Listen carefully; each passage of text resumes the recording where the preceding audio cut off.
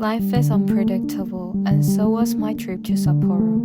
I never imagined I would spend 18 hours at the airport standing in an endless taxi line, not knowing when the trains would restart, and then spend another 6 hours in a taxi just to reach our hotel. My friends and I didn't realize what was happening in Sapporo. It was our first overseas trip and we were just excited.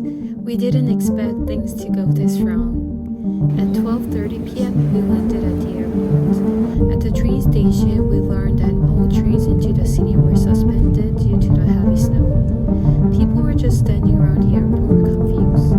We lined up for the train and finally got on. But at 3 p.m. we were told it wouldn't restart until 6 p.m. So we booked reserved seat tickets for a 7 p.m. train and went to eat our first meal of the trip. Then we realized the ticket was actually for the next day. The staff had booked the wrong one. That was the moment we knew we were in trouble. At 5:40 p.m. my friend joined the taxi line. The train didn't restart at 6 p.m. either. They said it might start at 9 p.m. but nothing was started. The only thing we could do was wait in the endless taxi line. At 7 p.m. I asked a Korean family at the front of the line how long they had been waiting.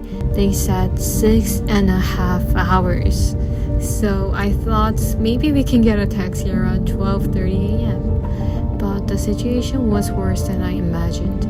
It was freezing outside. I put on more layers just to survive the cold. We took turns standing outside trying not to freeze. At 10:30 p.m. we finally reached the front of the line. But after a few minutes, staff led us back inside the airport to even more lines.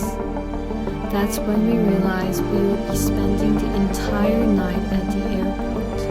We were exhausted, we were starving. Someone told us there was one convenience store still open, so we rushed there and bought what little food was left. It felt like a zombie movie.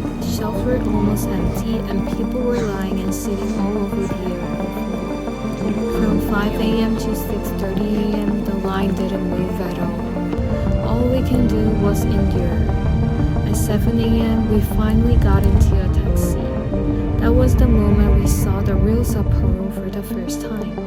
The sunrise over the snow was beautiful and it reminded me why I wanted to come here. But the journey wasn't over. Driving was extremely difficult and it took 5.5 hours to reach the hotel. We decided to take turns staying awake just in case. I said I would stay awake while my friend slept, but at some point I fell asleep too.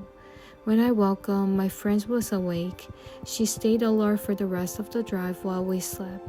I felt really sorry. At 12:30 p.m. we finally arrived at the hotel. If I weren't with my friend, I wouldn't have survived those 24 hours, made it to the hotel, or seen the sunrise.